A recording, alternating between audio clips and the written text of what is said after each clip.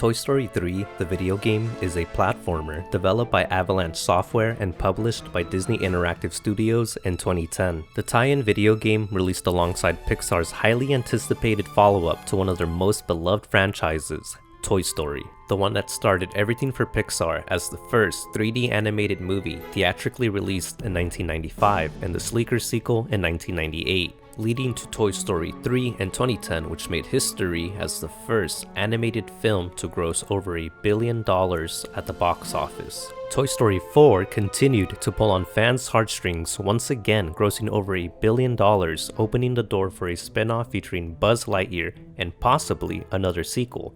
But where have all the Pixar video games gone? Toy Story 3, the video game, isn't the first Disney-related title that Avalanche has developed. Founded in 1995, Avalanche worked on a few other notable games, including the home versions of Ultimate Mortal Kombat 3, Rampage 2, and the Tak and the Power Juju series. In 2005, Disney Interactive Studios acquired Avalanche as a way of entering the video game industry with their own first-party developer to work on games based on their animated franchises. This set Avalanche Software on a decade-long run of developing Disney video games, starting in 2005 with Chicken Little and ending in 2015 with Disney Infinity 3.0. The Buzz Lightyear game! We haven't played this in years. Yeah, I made it to the Gamma Quadrant. I'm almost to Zurg's fortress. Guys, come on. We need to get back. Video games based on Disney's animated feature films go back as far as 1986's The Black Cauldron, but it wasn't until 2005 with the release of the Chicken Little game that Disney started to produce and publish their own games. Prior to this, Disney had mostly licensed out their popular properties to third-party developers under a tight time frame to coincide with the film's release, often resulting in mixed reception with the exception of a few games, such as Disney's The Lion King and Aladdin video games on Super Nintendo and Sega Genesis.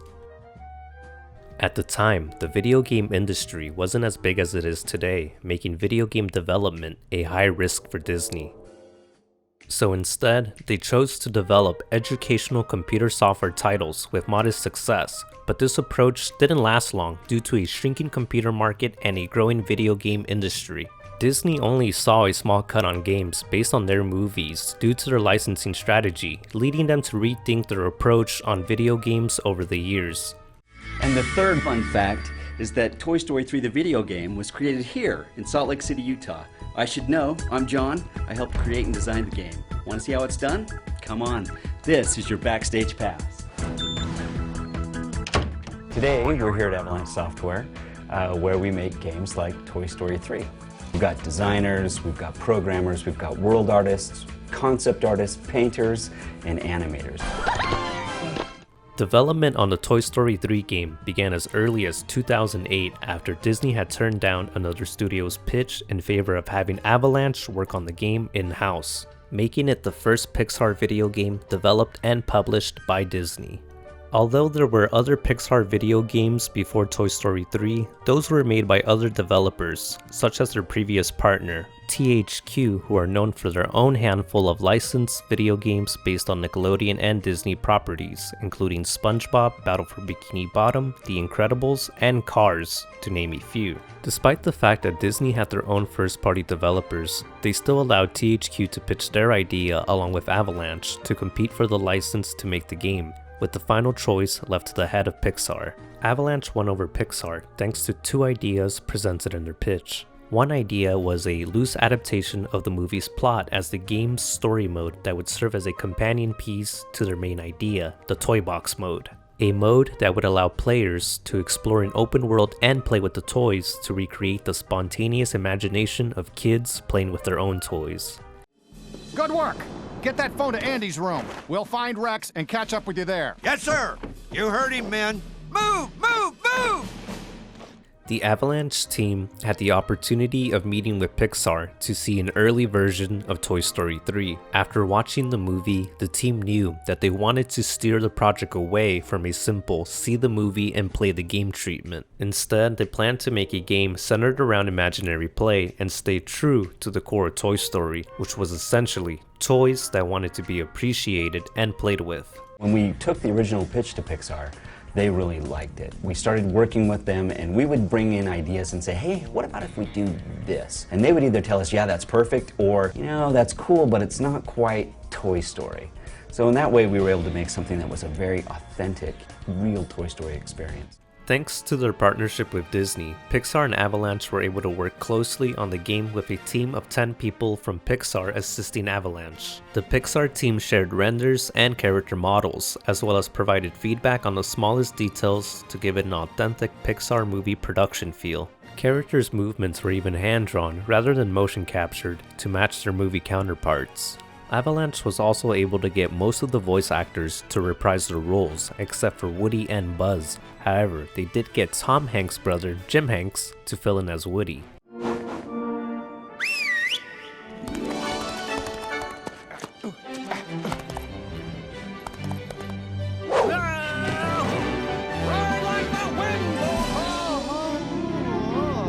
Now, looking at the game, the story mode takes you through a few major moments from the movie as Woody, Buzz, and Jessie. There are levels based on the train rescue, the daycare with Lotso, the prison break, and junkyard scenes. 2 original levels are based on Bonnie's playtime, and one of the most interesting levels is based on the Buzz Lightyear video game from Toy Story 2. Personally, I wish they had throwback levels based on the first Toy Story, maybe something with the Pizza Planet or moving truck scenes for a few more missions. The story mode does offer some replayability with collectibles that unlock additional content, but you'll likely spend most of your time playing in the toy box mode. Here, you can customize your town as the sheriff, complete missions, play minigames, collect items, or just explore around with a buddy. Keep in mind, both modes are entirely playable with 2 people. By the way, I hope you're a fan of Randy Newman's You've Got a Friend in Me, because you'll hear it over and over on the main screen. Blah blah blah blah blah yada yada toys. It's the song from Toy Story. But it's nice that the attention to detail extended to the game's soundtrack, fitting right in with the movies. Disney Interactive came and gave us the pitch of this game. We were blown away. And I have to say, the result of this game far exceeds that initial idea and initial pitch. There was a tie-in video game released alongside every Pixar movie starting in 1995 with Toy Story all the way up to 2012's Brave. Disney started shutting down some of their game studios after 2010 and fully departed the video game industry as a first-party developer by 2016. There's been a decline of Pixar video games ever since, but Disney-related games have survived as they continue to license to third-party developers with games such as Kingdom Hearts 3, Marvel Spider-Man, and Star Wars Jedi Fallen Order. Wait! You look familiar! I know this! You're Zora! After Disney shut down their video game division, Avalanche was also unfortunately shut down, meaning we missed out on some possible Pixar games like Monsters University, Finding Dory, or maybe Coco. To be fair, we did get a LEGO The Incredibles in 2018, but that's a LEGO game first and foremost. Avalanche was later acquired and reopened under WB Games in 2017, just in time to pump out a tie-in video game based on Pixar's Cars 3. So it seems they still have a solid relationship with Disney. Those are the Heartless. For now, Avalanche is working on perhaps their biggest project yet, Hogwarts Legacy, a game based on the wizarding world of Harry Potter.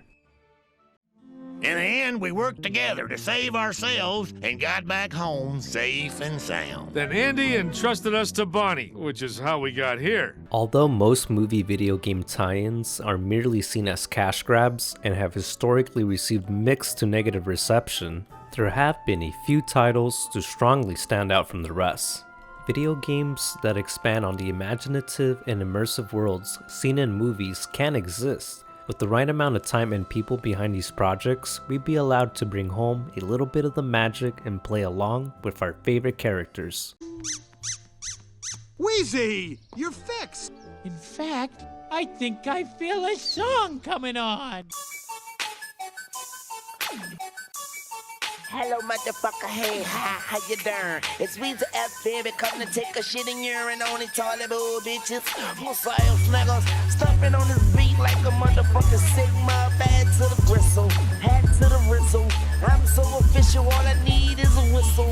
Bitch named Crystal, let her suck my pistol. She up and up, I'm out, and then I blow her brains out. You ain't met a nigga like me, you probably never will. I'm going in, I'm going in, I'm going in. And I'ma go home, and I'ma go home, and I'ma go home, and I'ma go home.